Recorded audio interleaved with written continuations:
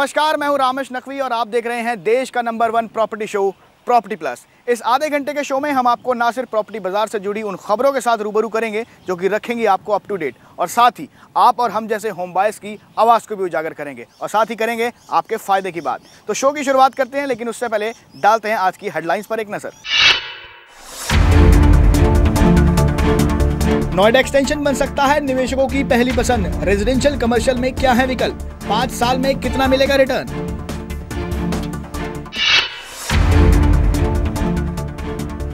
Noida authority ने दी flat buyers को राहत, नहीं बढ़ाए सर्कल रेट। प्लॉट और ग्रुप हाउसिंग के सर्कल रेट में हुई बढ़ोतरी।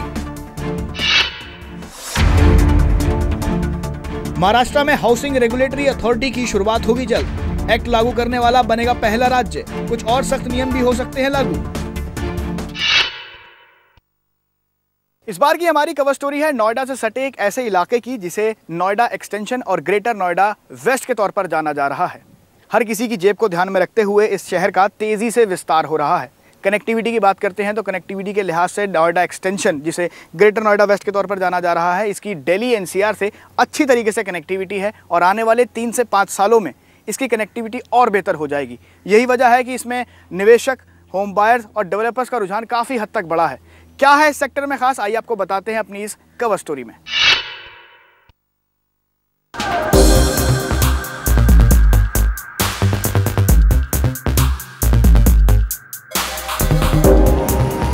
शांत वातावरण, हरियाली से भरा और प्रदूषण फ्री एनवायरनमेंट। हर कोई अपना सपनों का घर ऐसी ही जगह लेना चाहता है। अगर दिल्ली एनसीआर की बात की जाए, सबसे ज्यादा ग्रीन एरिया हमें नोएडा में ही देखने को मिलता है। एक जमाना था जब नोएडा में रहना तो दूर की बात, लोग यहां से गुजरना भी पसंद नहीं करते थे। पर 1970 में बसे इस नोएडा शहर ने तरक्की की जो बुलंदी को छुआ, वो अब हम सब के सामने है। पर जैसे जैसे नोएडा शहर का विकास हुआ, वैसे ही कई बड़ी कंपनियों ने नोएडा की तरफ रुख किया, जिसके चलते नोएडा एम्प्लॉयमेंट अपॉर्चुनिटीज के हब से भी जाना जाने लगा। इसी वजह से इस शहर में घरों की मांग में भी तेजी आई और अब आलम यह है कि दिल्ली और गुरुग्राम की तरह ये नया बसा शहर भी जगह की किल्लत से जूझ रहा है।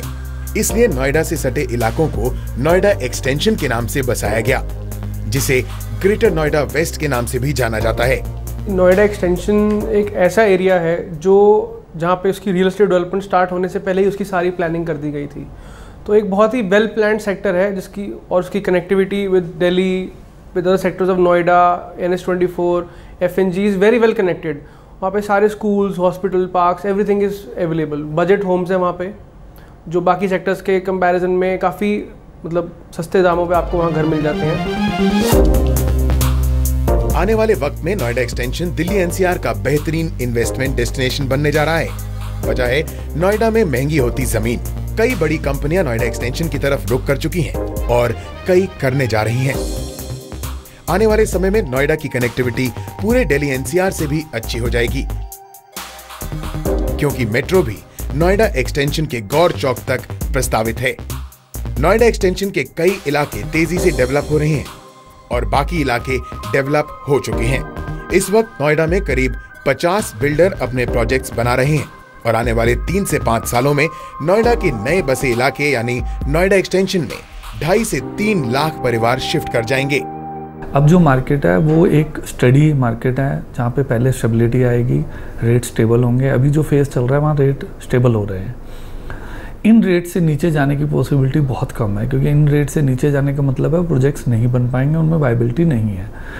आज अगर इन रेटों पे इन्वेस्ट किया जाए 3 to 5 ईयर्स में एक्सपेक्टेड है कि अराउंड 50 to 80% रिटर्न आ जाएगा, जो कि एक रीजनेबल रिटर्न है। इस बात से इनकार नहीं किया जा सकता कि मंदी की वजह से बिल्डर्स के प्रोजेक्ट्स में देरी है, लेकिन कहा जाता है कि मंदी के समय ही आप अपना बजट बना सकते हैं और आशियाने का सपना पूरा कर सकते हैं। अपनी जेब और अपनी मनपसंद लोकेशन को ध्यान में रखकर आप नोएडा एक्सटेंशन में कई ऑप्शंस देख सकते हैं। रामेश नकवी, जी मीडिया, नोएडा। कनेक्टिविटी एक ऐसा फैक्टर है जो कि किसी भी इलाके में किसी भी होम बायर्स, डेवलपर या फिर इन्वेस्टर्स को आकर्षित करता है। नोएडा एक्सटेंशन उसी इलाकों में से एक है। अगर हम कनेक्टिविटी की बात करते हैं तो NH24 की कनेक्टिविटी नोएडा एक्सटेंशन से बहुत बढ़िया है। NH58 भी नोएडा एक्सटेंशन से ज़्यादा दूर नहीं है। FNG फ्लाईओवर भी नोएडा एक्सटेंशन में आ रहा है। और दूसरी बड़ी बात यह है कि यहाँ पे DMIC यानी कि दिल्ली मुंबई इंडस्ट्रियल कॉरिडोर भी इस इलाके से टच होकर निकल रहा है। यही सारी वजहें हैं जो कि रेजिडेंशियल मार्केट को पैर पसारने को बढ़ावा देती हैं। आइए आपको बताते हैं कि रेजिडेंशियल मार्केट में कहाँ निवेश करने पर आपको आने वाले 3 से 5 सालों में कितना रिटर्न मिल सकता है।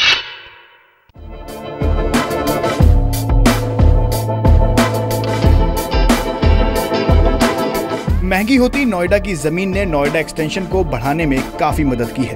निवेश के लिहाज से अच्छे विकल्प मिलने से यहाँ पर बाहरी निवेश भी काफी ज्यादा हुआ है। शायद यही वजह है कि दिल्ली NCR के मुकाबले ये नया बसा नोएडा एक्सटेंशन काफी खुला और साफ सुथरे इलाकों में से एक है। निवेश के लिहाज और रहने के पर्पस को नोएडा एक्सटेंशन काफी हद तक मिडिल और लोअर सेगमेंट की मांग को पूरा करता है। नोएडा एक्सटेंशन को वेल प्लान्ड तरीके से बसाने की कोशिश की गई है। नोएडा एक्सटेंशन में 50 से ज्यादा डेवलपर्स अपने प्रोजेक्ट्स लेकर आए हैं। नोएडा एक्सटेंशन में तेजी से तरक्की होने की एक और अहम वजह यह भी है कि इस इलाके में सबसे पहले मास्टर प्लान बनाया गया और उसी के तर्ज पर डेवलपमेंट का काम शुरू हुआ। और दूसरी खास बात यह है कि इस इलाके के मास्टर प्लान में बदलाव की संभावना काफी कम है। इंटरनल अगर नोएडा एक्सटेंशन में आप जाएंगे तो सारी रोड्स जो हैं वो एम्पल स्पेस है। उसके बाद हर जगह सर्विस लेन है, ग्रीन बेल्ट छोड़ी हुई है, प्लस कमर्शियल भी प्लान है, वहाँ पे IT भी प्लान है।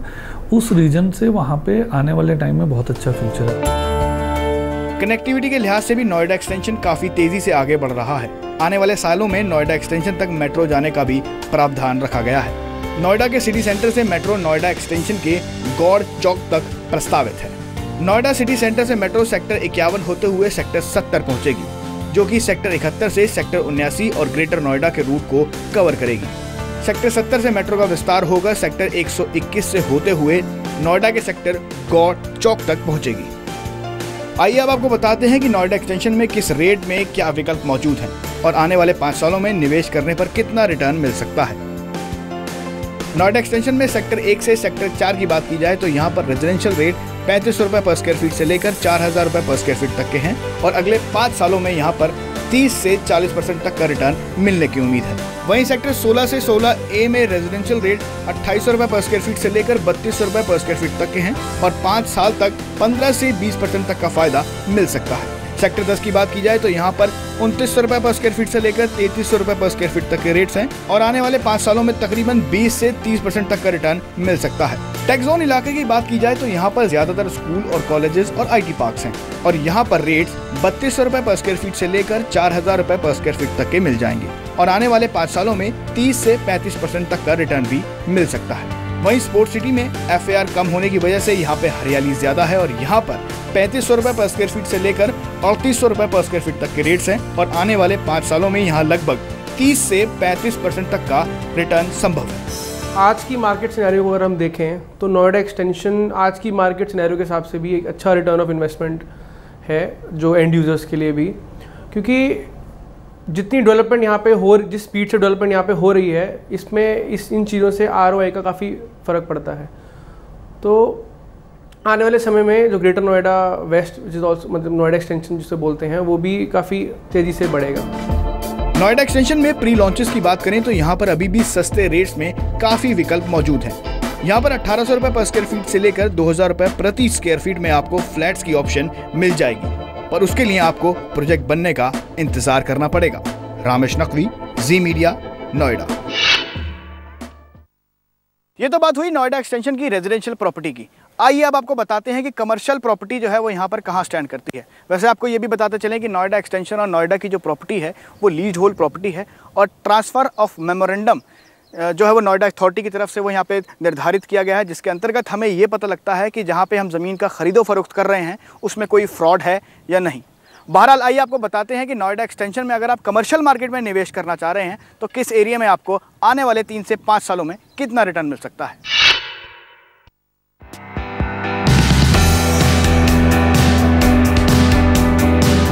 नोएडा एक्सटेंशन में जहां एक तरफ रेजिडेंशियल मार्केट में तेजी से विस्तार हो रहा है, वहीं दूसरी तरफ कमर्शियल मार्केट ने भी तेजी पकड़ी हुई है।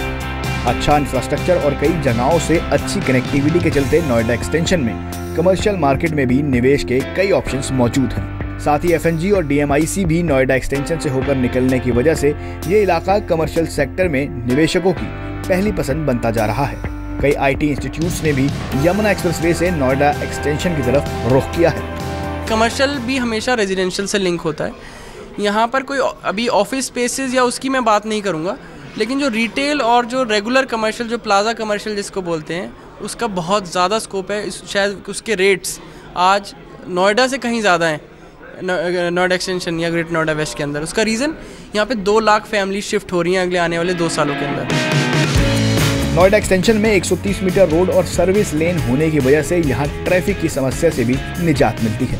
और अगर हम नोएडा एक्सटेंशन में कमर्शियल सेक्टर में निवेश की बात करें तो यहाँ सेक्टर 4 में 18,000 रुपये पर स्क्वायर फीट से लेकर 30,000 रुपये पर स्क्वायर फीट तक के कई ऑप्शंस मौजूद हैं और आने वाले सालों में यहाँ निवेश करने पर 40 से 50% तक का रिटर्न मिल सकता है। वहीं अगर हम सेक्टर 16C की बात करते हैं तो यहाँ 15,000 रुपये पर स्क्वायर फीट से लेकर 20,000 रुपये पर स्क्वायर फीट तक के ऑप्शंस हैं और यहाँ पर इन्वेस्ट करने पर 30 से 35% तक का मुनाफा हो सकता है।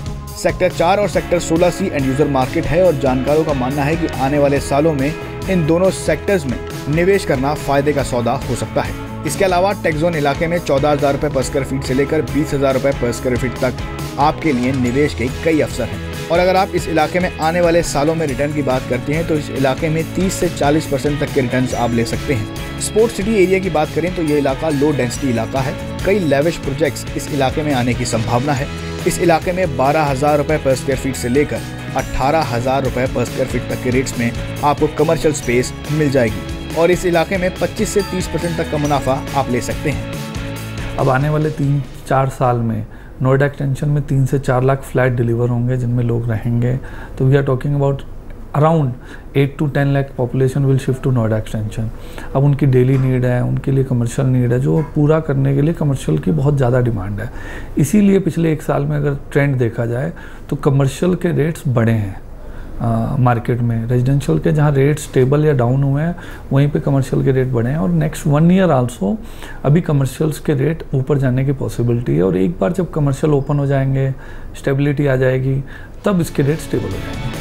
कमर्शियल और रेजिडेंशियल के साथ साथ नोएडा एक्सटेंशन के कुछ सेक्टर्स में हमें रेंटल प्रॉपर्टी भी वाजिब दामों पर मिल जाती है। कुल मिलाकर ये कहना ठीक रहेगा कि अगर आप अपने लिए या आप कमर्शियल पर्पस के लिए नोएडा एक्सटेंशन में निवेश करने की सोच रहे हैं तो ये आपके लिए एक अच्छी ऑप्शन हो सकता है। रामेश नकवी, जी मीडिया, नोएडा। ये खबर उन होम बायर्स और बिल्डर्स को परेशान कर सकती है जो कि नोएडा और ग्रेटर नोएडा में ग्रुप हाउसिंग सोसाइटी और रेजिडेंशियल प्लॉट्स में निवेश करने की सोच रहे हैं। जी हाँ, ग्रेटर नोएडा अथॉरिटी ने रेजिडेंशियल प्लॉट्स और ग्रुप हाउसिंग सोसाइटी में अपने सर्कल रेट्स बढ़ा दिए हैं। रेजिडेंशियल प्लॉट्स की बात करें तो यहाँ पे 14.2% की बढ़ोतरी की गई है और ग्रुप हाउसिंग सोसाइटी में 6% की बढ़ोतरी की गई है। लेकिन फ्लैट जो खरीदने वाले हैं उनको इस बढ़ोतरी से दूर रखा गया है। आइए आपको दिखाते हैं विस्तार से कि क्या है सर्कल रेट की कहानी।